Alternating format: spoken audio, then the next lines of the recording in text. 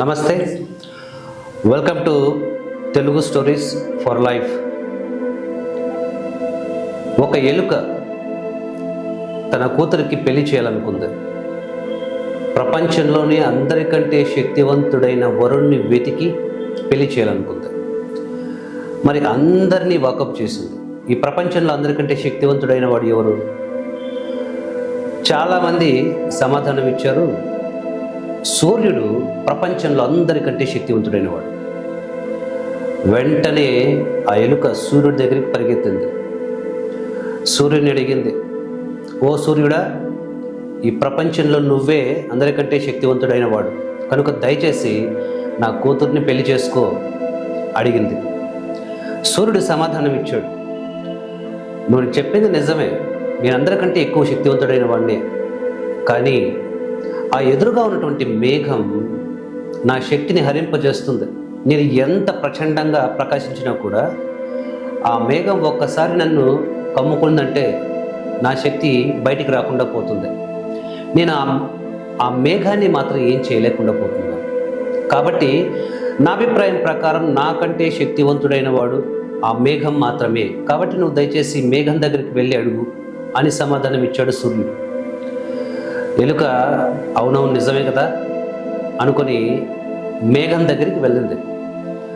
ఓ మేఘరాజా, నువ్వు నా కూతుర్ని వివాహం ఆడాలి, ఎందుకంటే సూర్యుని కంటే నువ్వే బలవంతుడు అని ఆయన చెప్పాడు.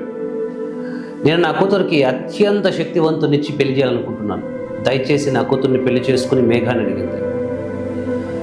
అప్పుడు మేఘం సమాధానం ఇచ్చింది, నువ్వు చెప్పింది నిజమే, నేను సూర్యుడి శక్తిని కూడా కప్పి ఉంచగలను, కానీ ఆ ఎదురుగా ఉన్నటువంటి ఆ పర్వతం ఉంది చూడు, ఆ పర్వతాన్ని నేను ఏమీ చేయలేకపోతున్నాను. ఆ పర్వతాన్ని నేను కదిలించలేకుండా పోతున్నాను.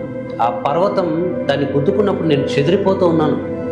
కాబట్టి నాకంటే శక్తివంతుడైన వాడు ఆ పర్వతరాజు మాత్రమే. దయచేసి నువ్వు వెళ్ళి పర్వతాన్ని అడుగు అని సమాధానం ఇచ్చింది. ఎలుక బాగా ఆలోచించింది, ఇది నిజమే కదా, మేఘం కంటే పర్వతమే శక్తివంతమైంది. పర్వతం దగ్గరికి వెళ్ళి దాన్ని వినయంగా అడిగింది, ఓ పర్వతరాజా, నేనంతా వాకప్ చేస్తూ వస్తున్నాను, ప్రపంచంలో అందరికంటే శక్తివంతుడైన వాడు నువ్వే అని తేలింది, కాబట్టి దయచేసి నా కూతుర్ని పెళ్లి చేసుకో అని అడుక్కుంది. అప్పుడు పర్వతరాజు నవ్వి, ఓ ఎలుక, నువ్వు చెప్పింది అక్షరాల సత్యమే, నేను ఆ మేఘం కంటే శక్తివంతమైన వాడినే, కానీ ఒక దున్నపోతు ఉంది, అది తన కొమ్ములతో నా పర్వతాన్ని చిన్న భిన్నం చేసేస్తూ ఉంది. నేను దాన్ని ఏమీ చేయలేకపోతున్నాను. అది మాత్రం రోజు తన కొమ్ములతో నా పర్వతాన్ని తోడేస్తూ ఉంది. కాబట్టి నాకంటే ఆ ఎద్దే శక్తివంతమైంది అని నాకు అనిపిస్తుంది. దయచేసి నువ్వు మరి ఆ వృషభం దగ్గరికి వెళ్ళి అడుగు అని ఎలుకకు చెప్పింది. ఎలుక నేరుగా ఆ ఎద్దు దగ్గరికి వెళ్ళింది. ఎద్దును అడిగింది, నువ్వు పర్వతాన్ని కూడా ముక్కలు చేయగలిగినటువంటి శక్తివంతుడు అంట కదా, దయచేసి నా కూతుర్ని పెళ్లి చేసుకో. ఎద్దు గంభీరంగా సమాధానం ఇచ్చింది, అవునవును, నేను ఆ పర్వతాన్ని కూడా నా కొమ్ములతో తోడేస్తున్నాను, పెకలించేస్తున్నాను, కానీ నా మెడకు కట్టినటువంటి ఈ తాడు ఉందే, పలుపు తాడు, ఈ తాడు నన్ను ఎటూ కదలనీయకుండా బంధించేస్తుంది. నేను ఆ తాడును మాత్రం ఏమీ చేయలేకపోతున్నాను. నాకు తెలిసి నాకంటే బలవంతుడు, నన్ను ఆపగలిగేవాడు ఈ తాడు మాత్రమే, కాబట్టి దయచేసి నువ్వు తాడునే అడుగు, అదే అందరికంటే శక్తివంతమైంది. ఎలుక విస్తుపోతూ తాడును అడిగింది, ఓ తాడు, దయచేసి నా కూతుర్ని పెళ్లి చేసుకో, నువ్వు అందరికంటే శక్తివంతుడైన వాడు కదా. తాడు సమాధానం ఇచ్చింది, అయ్యో ఎలుక రాజా, నేను కొండలను పిండి చేసే వృషభాన్ని సైతం కట్టేయగలను, కానీ ఆ కలుగులోంచి ప్రతిరోజు ఎలుక వస్తుంది. ఆ ఎలుక నన్ను కొరికేస్తుంది, నన్ను శక్తిహీనం చేసేస్తుంది, నన్ను తెంచేస్తుంది. నేను మాత్రం ఆ ఎలుకను ఏమీ చేయలేకపోతున్నాను. కాబట్టి నాకు తెలిసి ఈ ప్రపంచంలో అందరికంటే శక్తివంతుడు ఎలుక మాత్రమే అన్న అభిప్రాయం. ఏమంటావు అంది. ఎలుకకు జ్ఞానోదయమైంది. ఓహో, ఈ ప్రపంచంలో అందరికంటే శక్తివంతులు మా ఎలుక వంశమే అన్నమాట, ఎలుక జాతి మాత్రమే.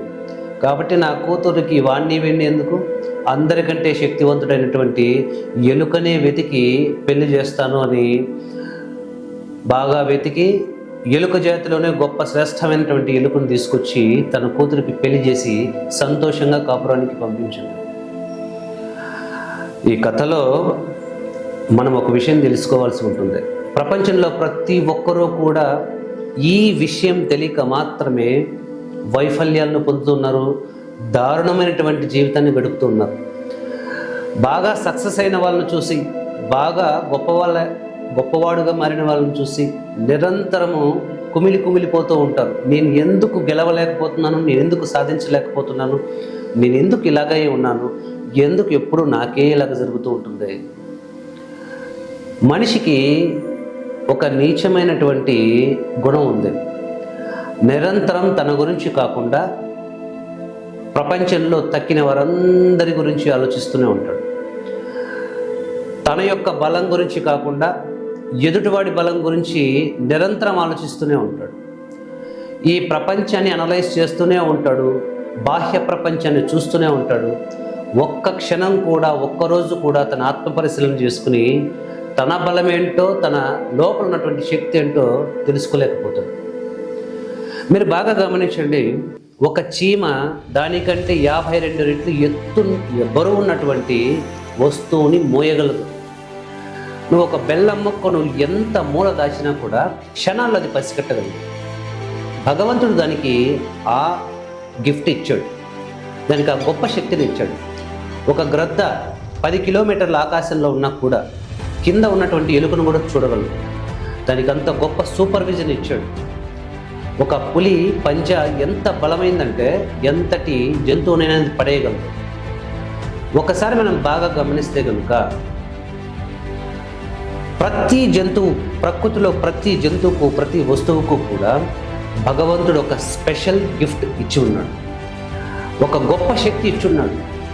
ఆ శక్తిని ఉపయోగించడం వలనే ఒక గ్రద్ద జీవిస్తూ ఉంది.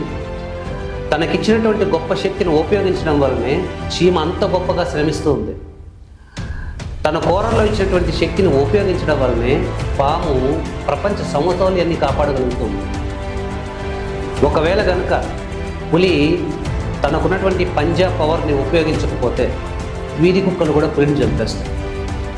అంటే ఎవరైతే తనకు భగవంతుడు ఇచ్చినటువంటి గిఫ్ట్ని, స్పెషల్ ఎనర్జీని, పవర్ని గుర్తించగలుగుతారో వారు దాన్ని ఉపయోగించగలుగుతారు. కానీ మనం ఆలోచిస్తే కదా మన స్పెషల్ గిఫ్ట్ ఏంటో, ఈశ్వరుడు మనకిచ్చినటువంటి గొప్ప విభూతి ఏమిటో మనం ఒక్కసారైనా ఆలోచిస్తే కదా ఆ అవకాశమే మనకు ఉన్నట్లేదు. నిరంతరం ఎదుటివాడి శక్తి గురించి ఆలోచిస్తూ ఉంటాం. మనం ఎదుటివారి గురించి ఎక్కువగా వారి బలం గురించి ఆలోచించినప్పుడు వారిని బలవంతం చేసి మనం బలహీనులమైపోతున్నాము అన్నటువంటి విషయాన్ని గుర్తుపెట్టుకోవాలి.